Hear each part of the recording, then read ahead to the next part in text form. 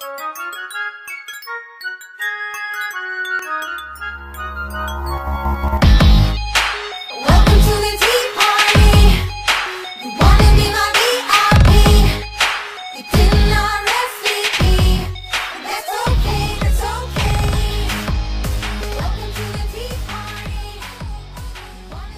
website up on my birthday last year. That's when I published it. It was ccorn.com, so the website will be a year old tomorrow. Nobody came. They thought it was about corn in Indiana. So I changed the name to White County Tea Party Patriots, and finally we had our first member, Laura. So it was me, Jack, and Laura for quite some time, and then little by little everybody came, and today we have 232 registered. Hi, my name is Donna Huffman, and I'm with the Citizens in Action Lafayette Tea Party, and Karen Hettke and I came here tonight. We came here this summer, and when you had Freedom Maker Coalition here, and we were so excited that we kind of took on the cause ourselves. So we're also a member of the Freedom Maker I am Coalition. Diane Hubbard, and I'm one of the original members of the steering committee for the Indianapolis Tea Party as of 2009, when we first gathered before the big April 15th rally we had at the State House. We did just get back from Washington, D.C. We went for the 9/12 event. We took 2 buses. And we currently, I'm just telling you a little bit about what we've got going on.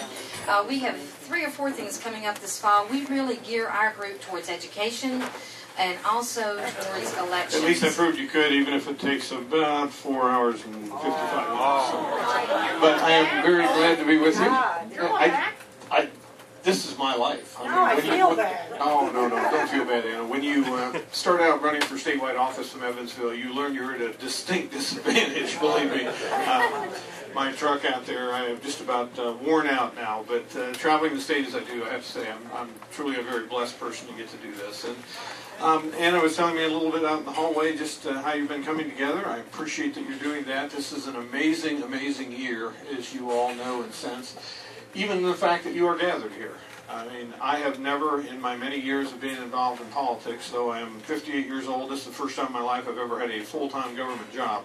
I served as a county commissioner for 2 back-to-back 4-year sentences back in the 90s.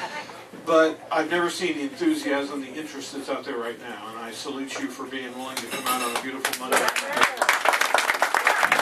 What price do you put on the Constitution? What price do you put on the rule of law? You know, I read editorials as recently as last week, oh, gee, that was a lot of money that shouldn't have been spent. Here's the funny thing, and by the way, it wasn't taxpayer money. It wasn't a penny of the taxpayer money. For the bulk of it was the Teachers' Retirement Fund and the Indiana State Police Pension Fund. I've never had an Indiana State Police pensioner, nor have I ever had a retired teacher come up and complain that I used their money to try to fight to get their rights and their property back. It's an amazing time we live in. When you're a candidate for office, you have to understand your calendar only goes to election day. Like right now, there's 42 days left on my calendar. I'm not even sure there are any days after November 2nd. I mean, you get so focused. So right now, that's where my focus is. I don't know. As I said a moment ago, you know, I grew up a science geek, spent 31 years in the energy business. Never, ever did I imagine I would do stuff like this. Frankly, if someone had told me 4 years ago, oh, by the way, Richard, let's see, while you're state treasurer, you'll be there for the biggest financial collapse in history. You will go to the United States Supreme Court twice as the sole plaintiff in a case. And because of that, you'll get called to testify to 2 committees of the United States Congress. And by the way, don't put that on your bucket list. You don't want to do that. I will always remember being sworn in that day thinking, this is where Ollie North stood. Remember that famous picture? I never imagined I would do this. So what the future holds, I don't know. There's a whole lot of gray-haired politicians in D.C. who did not go to sleep that night because they realized if Castle, who had won, I believe, 12 statewide elections in the state of Delaware previously, if he could lose to Christine O'Donnell, there's something in the air. You know, the question I have for all of you, and this I do not mean to be anything other than a trick question, but it's a very serious question. Are you guys willing to hang together beyond this election? You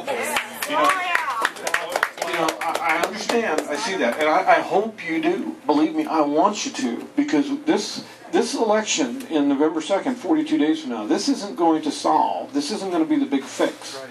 I mean, this is just one little battle in the course of a long war. We didn't get to this point of left-wing socialism in one election. Is it true? I read some articles in National Transportation magazines that at that time Indiana was only one of 50 or 57, if you listen to Obama, states that actually had it funded for 10 years. Is that correct? Yeah, we were the only one. We were the only state out of 50 to have our transportation plan funded for 10 years out. Now, I assume with the bailouts and stimuluses, other states are following along. But are we still working on a 10-year plan? Every year we update it and go from there? Yeah, let me jump to something. Here's my follow-up on that. Okay. Well, I know the sale of the lottery and all that went south. In your eyes, because the private sector, we have to make a buck before, the public sector can be paid. What else do you vision that could work similar to the toll road? States came through and tried to set up their own programs, most notably Pennsylvania. And the financial market changed in such a way, plus there were such strong unions in Pennsylvania, they killed the deal. Up in Chicago, they tried to do a similar deal in leasing the operation of Midway Airport. Just about the time they did that, the financial markets collapsed and nobody can get the money. Those private sector people who want to put the money across the table can't get their hands on the money. So there haven't been any big deals like what happened with our Major Moves lease. It was set up to be a 10-year program. In reality, it's going to be an 8-year program. And the reality of that's both good news and bad news. The bad news is it's 8 years because the interest rates have been so low, we haven't been able to earn as much money as we need to stretch it out for 10 years. But the good news is, because construction has been so down in the market, we're getting tremendous value for our bucks. There have been a couple projects that have gone out that the engineer's estimate was, well, let's see, when everybody bids, this will be about a $62 million bid. And the bids come in and the low bid is like $40 million. So we're getting a lot more bang for our buck and using that up. As far as other things that might be out there, you mentioned the lottery. That was a real shame when the Fed said, no, you can't do that. I mean, I think that would have been a logical one to do. My gut hunch is that what you're going to see with those is probably more developments in the future, and I'll use one near and dear to my heart, I-69. And this is just me, okay? I don't have any official information here. It's just my opinion. I think you'll see things like I-69 kind of built with the idea that they're a public-private partnership from the very beginning.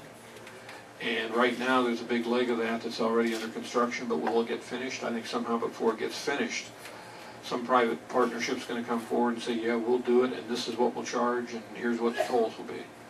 I mean, we are kind of going back to the future with toll roads. There has to be someone pay the bill. And right now, that's,